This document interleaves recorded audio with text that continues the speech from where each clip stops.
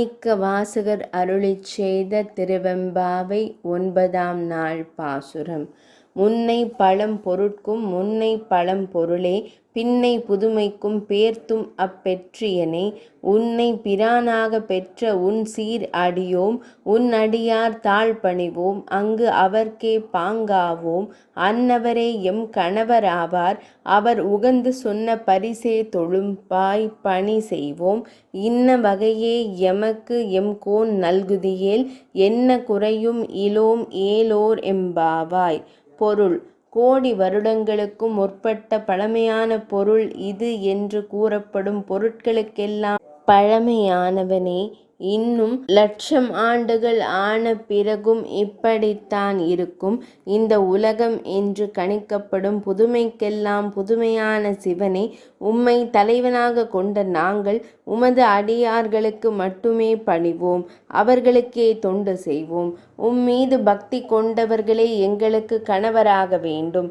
அவர்கள் இடும் கட்டளைகளை எங்களுக்கு கிடைத்த பரிசாக கருதி மிகவும் கீழ்ப்படிதலுடன் பணி செய்வோம்.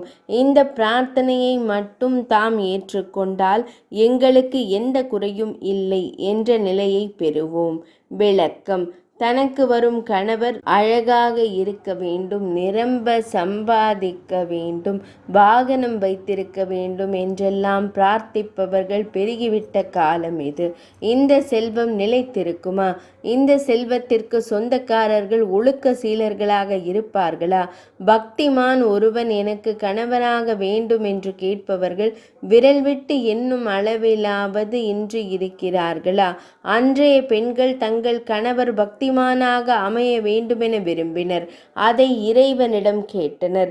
செல்வ சீமான்களால் நிம்மதியை தர முடியாது. பக்திமான்களை திருமணம் புரிந்தால் எளிய வாழ்க்கை அமையலாம். ஆனால் அதிலிருக்கும் மன நிம்மதி யாருக்கு கிடைக்கும் என்பது இந்த பாடலின் உட்கருத்து. 9ஆம் நாள் பாசுரம் நிறைவடைந்தது.